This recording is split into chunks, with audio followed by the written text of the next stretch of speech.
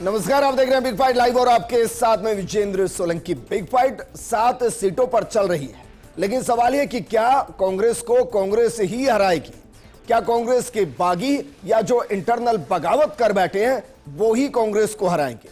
सवाल यह भी है कि क्या वाकई में जो इंडी गठबंधन पूरे देश भर के अंदर कांग्रेस की अगुवाई में चलता हुआ नजर आया, क्या उस इंडी गठबंधन की जो पूरी एक कड़ी थी वो खिमसर और 84 में आकर टूट गई? सवाल यह भी कि क्या वाकई में कांग्रेस अपनों को मना नहीं पाई या अपनों को समझ नहीं पाई या जमीन के अंदर क्या चल रहा है वो भी नहीं समझ पाई? सवाल यह भी कि विधानसभा चुनाव के बाद क्या कांग्रेस के राजस्थान के टॉप लीडर्स राजस्थान से ओके टाटा बाय बाय की स्थिति में है कि चलिए कोई बात नहीं, 5 साल बाद फिर से आएंगे, फिर से एक्टिव होंगे, फिर से माहौल बनाएंगे, उसके बीच में अगर बाई इलेक्शन आते हैं तो फिर उनको लाइटली लिया जाएगा? मैं बहुत गंभीरता से कह रहा हूं, क्योंकि एक तरफ कांग्रेस के बड़े बड़े दिग्गज मैदान में और दूसरी तरफ कांग्रेस अभी भी वेट एंड वॉच के पॉलिसी में और उन सबके बीच में बगावत हावी हो रही है। सवाल यह है कि इस पूरे चुनाव में कांग्रेस का क्या होगा, बगावत का असर कितना होगा, यह आपको बताएंगे। लेकिन हम बात कर रहे हैं राजस्थान की, राजस्थान के बाई इलेक्शन की, उसमें कांग्रेस के अंदर की बगावत की। और इस पर बात करने के लिए हमारे साथ मौजूद हैं बीजेपी प्रवक्ता प्रताप राव जी, कांग्रेस प्रवक्ता प्रतीक सिंह जी, हमारे साथ मौजूद है राजनीतिक विश्लेषक एसपी मित्तल जी। शुरुआत प्रतीक आपके साथ, क्या वाकई में कांग्रेस को लग रहा है कि चलिए बाई इलेक्शन ही तो है, क्या गंभीरता से लेना, चला जाएगा जो भी है, कौन सा इनकी 2-4 सीटें आने से सरकार बन जाएगी? क्या इस सोच के साथ चल रहे हैं? देखिए, कांग्रेस पार्टी सारे चुनाव है बहुत गंभीरता से लड़ती है और उसी का परिणाम आपने देखा कि जब सरकार बनी और उसके बाद में जब जनवरी फरवरी के अंदर एक चुनाव हुआ था जिसको इन्होंने मंत्री भी बना दिया था, तो उस चुनाव में क्या हुआ, मुंह की खानी पड़ी बीजेपी को और मंत्री चुनाव हार गए। उसके बाद में फिर लोकसभा के साथ में एक चुनाव हुआ था और उसमें क्या हुआ, वो भी बीजेपी हार गई। आप हमारे सारे रिकॉर्ड उठा करके देख लीजिए, पिछले 15-20 साल के अधिकतर उपचुनाव जो है वो कांग्रेस पार्टी जीतती है, पूरी दमखम से चुनाव लड़ती है और फिर साथ के साथ उपचुनाव जो है वो कांग्रेस पार्टी जीतने वाली है। क्यों?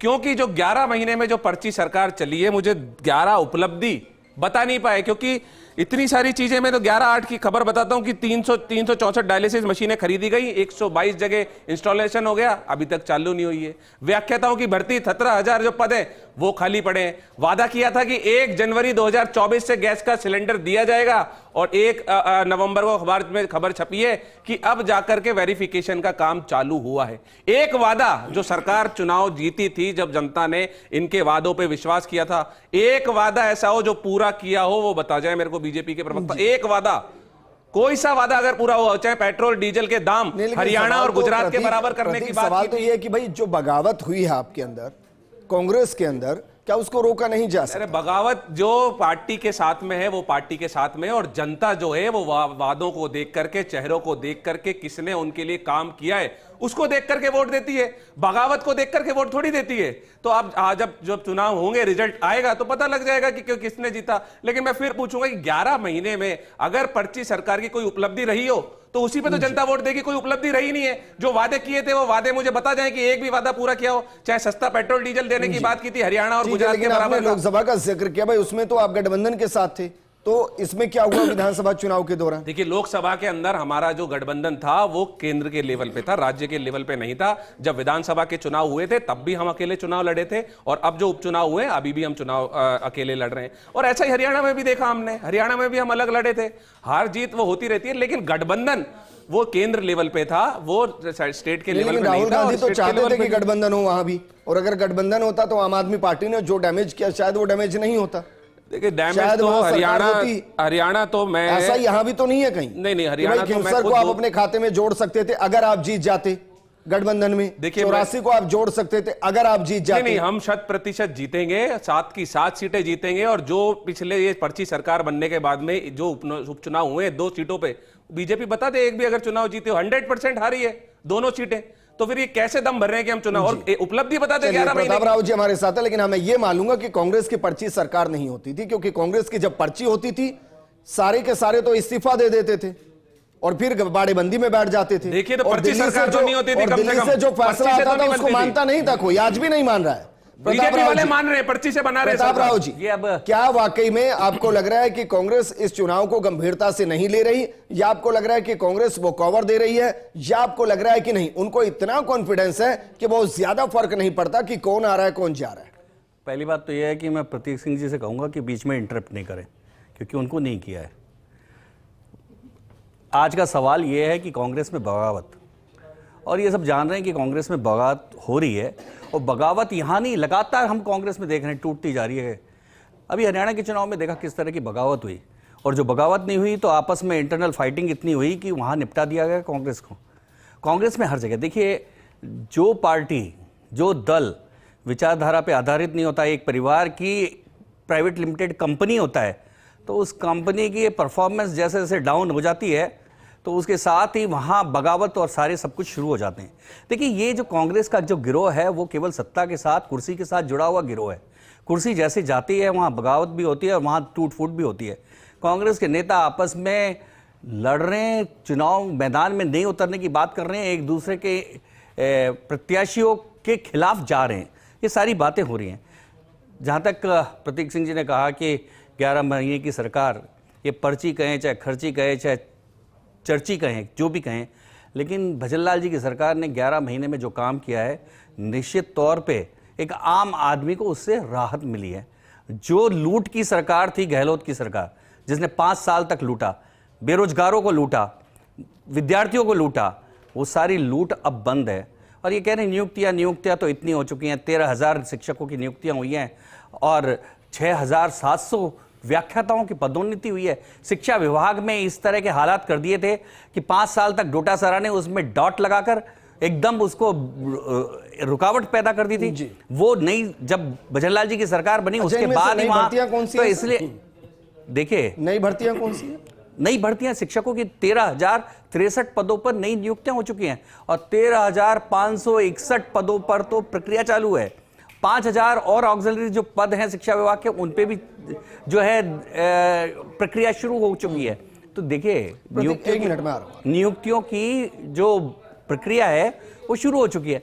और हम सब जानते हैं कि जैसे ही सरकार बनी उसके 4 महीने बाद चुनाव आ गए, आचार संहिता थी, लोकसभा के चुनाव थे, उसके बाद जो स्थितियां बनी उसमें जितना समय मिला उस समय के आधार पर एक सिस्टम शुरू किया है। आने वाले समय में नीतियां बदलकर और मजबूत करेंगे और जो सारी समस्याएं हैं। टॉपिक ये है कि बगावत, तो ये बताइए बीजेपी को फायदा होगा इससे? मैं देखिए, बात ये है कि हम बगावत पर आधारित नहीं है, हम सारी की सारी 7 सीटें जीतने जा रहे हैं, हमारे काम के आधार पर जीतने जा रहे हैं। कांग्रेस में तो बगावत इसलिए हो रही है क्योंकि कांग्रेस की जीतने की संभावना कांग्रेसियों को ही नहीं है, इसलिए छोड़ छोड़ के भाग रहे हैं। जब जहाज डूबता है तो चूहे कूद कूद कर भागते हैं, तो वो हालत कांग्रेस की हो चुकी है। ये सिंक हो रहा है, ये डूब रहा है, ये जहाज डूबता जा रहा है और इस जहाज को छोड़ रहे हैं चूहे सारे। सर देखिए, डूब जाएगा, समझकर दीजिएगा, क्योंकि वो चूहे कब फिर बीजेपी में आ जाएंगे ना, या बता नहीं पाएंगे। देखिए वो और कितने में गिना दूंगा फिर ऐसे? तब की तब देखी जाएगी, कितने में गिना दूंगा फिर ऐसे? तब की तब देखी जाएगी, नहीं बता पाएंगे, नहीं तब की तब देखी जाएगी। लेकिन आज की स्थिति कांग्रेस की, आज की स्थिति मुझे लग रहा है सिंकिंग जहाज की है। मैं ये कह रहा हूं प्रताप जी, टाइटैनिक जहाज के मुताबिक है, बीजेपी में आते ही क्या बब्बर शेर हो जाएंगे? बिल्कुल टाइटैनिक जहाज है। वापस मेरे पास आऊंगा, क्योंकि मेरे पास समय की थोड़ी बात है। एसपी मित्तल साहब हमारे साथ जुड़े हुए हैं। एसपी मित्तल साहब, क्या वाकई में कांग्रेस इस चुनाव को गंभीरता से ले रही है? और जब मैं कांग्रेस का जिक्र कर रहा हूं तो मैं टॉप लीडरशिप का जिक्र कर रहा हूं।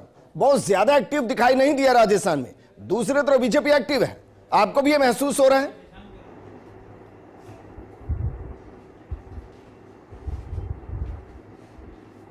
देखिए वीरेंद्र, जब ये चुनाव की शुरुआत हुई थी तब जो भारतीय जनता पार्टी के प्रदेश प्रभारी हैं उन्होंने एक बयान दिया था, राधा मोहन जी ने, कि हमारे पास तो खोने को कुछ भी नहीं है, 7 में से 1 सीट भारतीय जनता पार्टी के पास है और 6 जो है विपक्ष के पास है।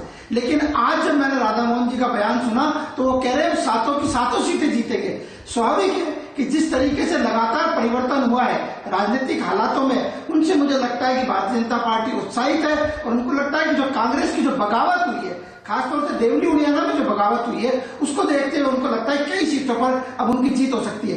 देखिए, किसी भी चुनाव के अंदर हम जब विश्लेषण करते हैं तो उसमें पिछले आंकड़े हम जरूर देख सकते हैं। मैं आपको बहुत संक्षेप में कुछ जरा से आंकड़े बताना चाहता हूं। सबसे पहले जो दो आदिवासी जो है उपचुनाव हो रहे 84 और सलूम्बर में 84 में हम देखते हैं, देखिए 84 के अंदर विजेंद्र जो बीएपी है, भारत आदिवासी पार्टी जो है, मुझे लगता है कि उसको कोई चुनौती नहीं है। जो राजकुमार जो विधानसभा का चुनाव हुआ था उसमें 70,000 वोटों से जीते, और जब लोकसभा का चुनाव हुआ तो उनकी जो बढ़त रही वो इसी क्या नाम से 84 से 55,000 वोटों की रही।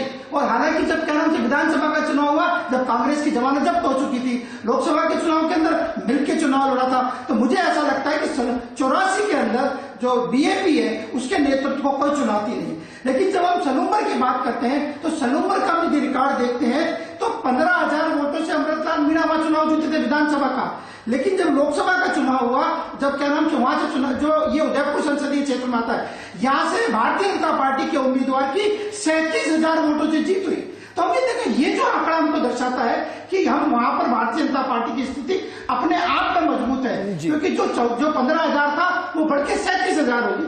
हम खीमसर का देखें तो खीमसर में सबको पता है कि हनुमान बेनीवाल 2023 के अंदर मुश्किल से 2059 वोटों से जीते थे। लेकिन जब लोकसभा का चुनाव हुआ, जब कांग्रेस का उनको समर्थन था, तो वो कुल मिला के 4,000 वोटों से जीत पाए। अब स्वाभाविक है कि वो उनकी पत्नी वहां चुनाव लड़ रही है। हमको ये देखना होगा कि जो क्या नाम से कांग्रेस में भी जो बगावत की स्वर आ रहे हैं उसमें उनको कितना नुकसान हो पाता है। एक तरह से देखा जाए तो वहां कांग्रेस भी हनुमान बेनीवाल को खीमसर में हराने लेकिन मैं बहुत सीधा सवाल करूं भाई, रघुवीर मीणा का इंपैक्ट रहेगा? क्योंकि कांग्रेस के अंदर हमने बड़े बड़े नेताओं को भी हाथ मिलाते देखा है और फिर पीछे से क्या करते हैं वो भी देखा है। और आपने कहा ना कि भाई उस सीट पर बाकायदा गठबंधन हो गया था।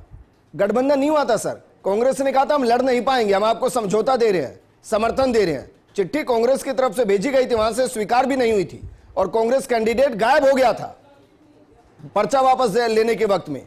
और दूसरा मेरा सवाल यह है कि भाई देवली उनियारा का जिसका जिक्र कर रहे हैं, कई तरीके की बातें होती हैं कि भाई जो नरेश मीणा है उसको बीजेपी के एक बड़े नेता का शिष्य कहा जाता है, कांग्रेस के भी एक बड़े नेता का शिष्य कहा जाता है, और बीएपी ने समर्थन दे दिया है उसको।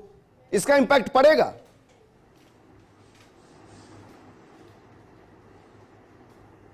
बिल्कुल विजेंद्र, बिल्कुल पड़ेगा। देखिए देवली उनियारा के अंदर हरीश मीणा ने जब चुनाव लड़ा 2023 के अंदर तो 19,000 वोटों से जीते थे। लेकिन जब लोकसभा का चुनाव लड़ा तो ये घटके कुल मिला के 2,300 के लीड थे।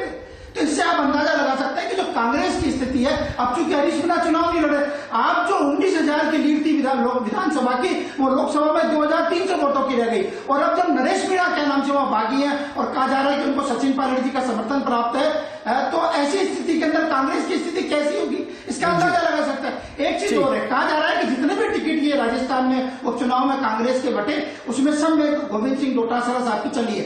तो यदि गोविंद सिंह डोटासरा साहब की चली है तो मुझे लगता है कि जो कांग्रेस के दूसरे जो लीडर होंगे, स्वाभाविक है उनकी नाराजगी खुलकर क्या नाम से सामने आएगी। ठीक है प्रतीक, अब आप बोलिए क्या कह रहे थे, और साथ के साथ मित्तल साहब ने जो कहा उसका भी जवाब दीजिए। देखिए तीनों बातों का जवाब दूंगा। अभी राव साहब कह रहे थे कि 13,000 पदों पे भर्ती कर दी, ये तो मैं 3/11 की खबर बता रहा हूं। आपके कैमरामैन को बोलना एक बार इसको जूम करके दिखा देगा, आप दिखाइए इसको। इसमें लिखा हुआ है कि कैसे सुधरेगा शिक्षा का स्तर, स्कूल व्याख्याताओं के लिए 11 साल में सबसे कम पदों के ऊपर भर्ती हो रही है।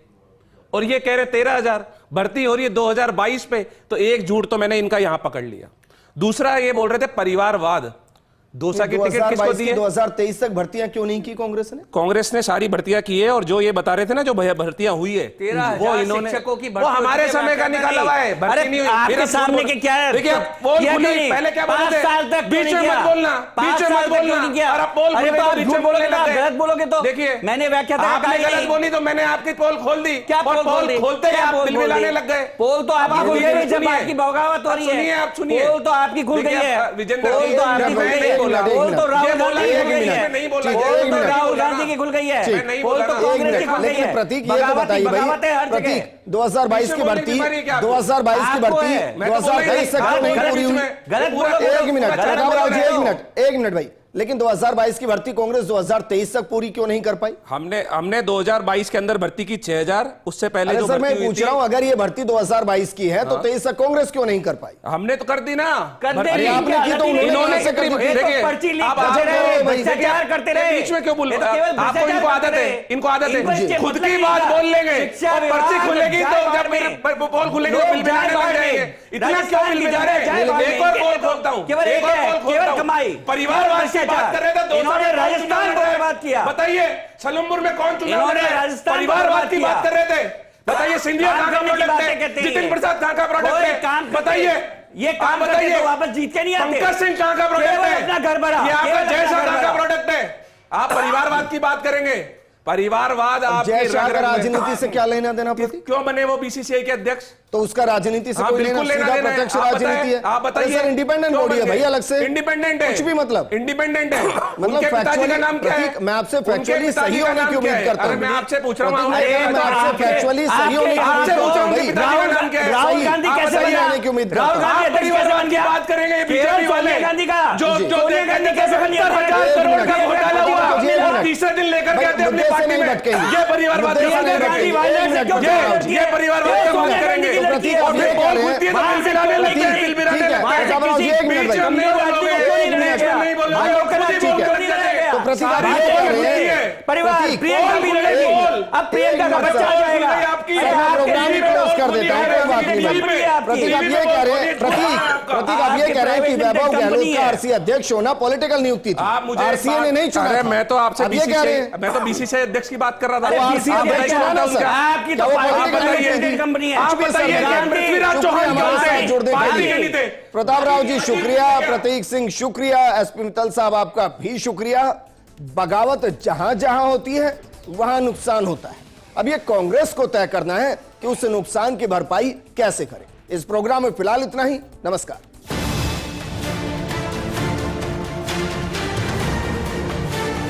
जी तोड़ मेहनत करेंगे, कांग्रेस के अंदर कोई फूट नहीं है।